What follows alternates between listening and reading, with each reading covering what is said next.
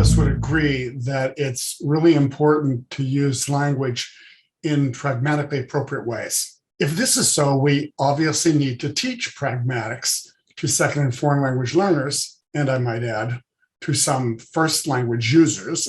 And it's important. And if it's important to teach pragmatics, then I believe it's also important to test it. So one of my areas of research is the assessment of second and foreign language pragmatic ability. But before we can assess pragmatic ability, we need to be able to define what it is, both theoretically and operationally, so that it can be measured. And then once we measure a person's pragmatic ability, we can use this information from these assessments to close learning gaps. So, along with semantico-grammatical resources, pragmatic knowledge is a component of second language proficiency. Let me briefly explain how pragmatic knowledge has been conceptualized in my own work and in the work of many of my students. Second and foreign language proficiency refers to the successful comprehension and expression of meanings in some domain of language use, like a lunch meeting or a service encounter or even a presentation like this. Many teachers define proficiency, in my view, rather narrowly as accurate language use. But the most important attribute of proficiency is that it's a venue for meaningful communication, whether the linguistic forms are totally accurate or not. It's often more important to focus on what people say and not necessarily on how they say it. So if proficiency refers to the ability to understand and express a range of meanings in language use contexts, then what exactly are these meanings? In any instance of situated language use in the real world, proficiency involves the interaction among three different types of meanings. The first type refers to what is called propositional meanings. These include ideas, opinions, feelings. In other words, the propositional content being expressed in an interaction. These propositions encode the literal content of interaction.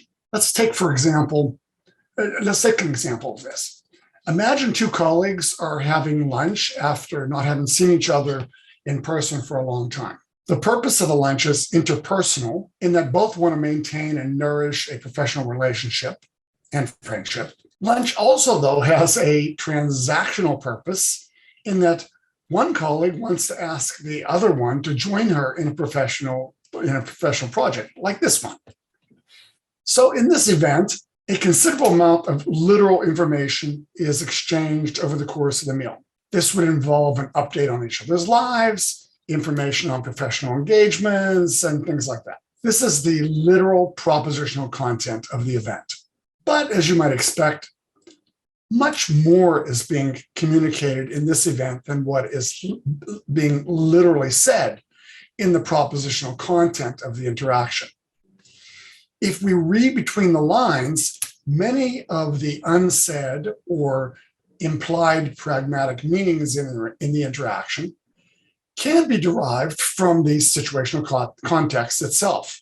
These implied meanings are often associated with notions we have about the norms, expectations, preferences, and assumptions of what a lunch encounter should be in an outdoor restaurant in Barcelona.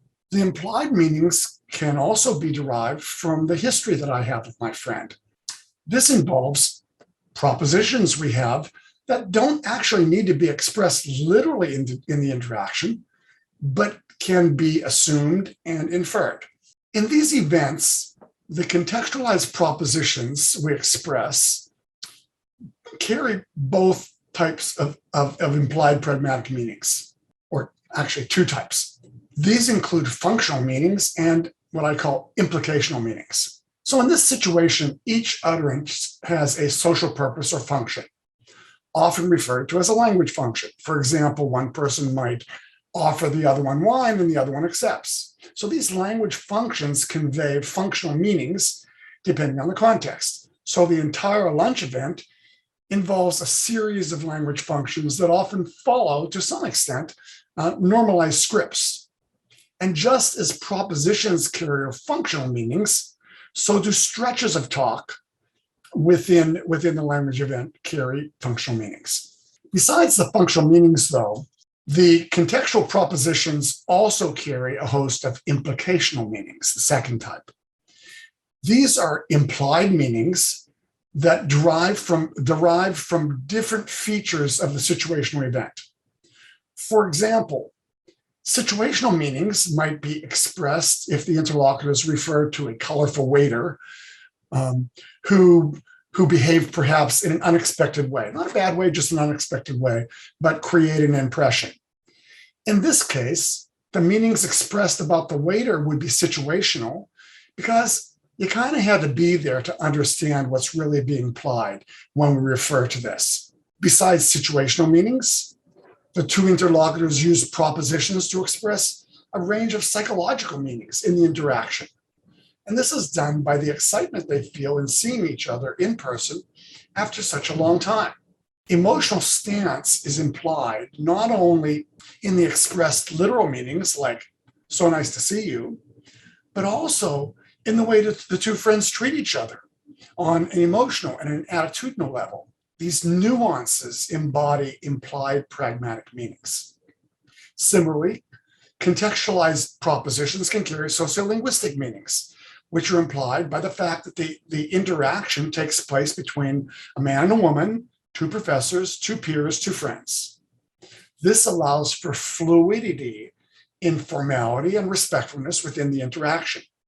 Similarly, the propositions carry sociocultural meaning or cross-cultural meanings in the way that each interlocutor is sensitive to each other as being from two different cultures.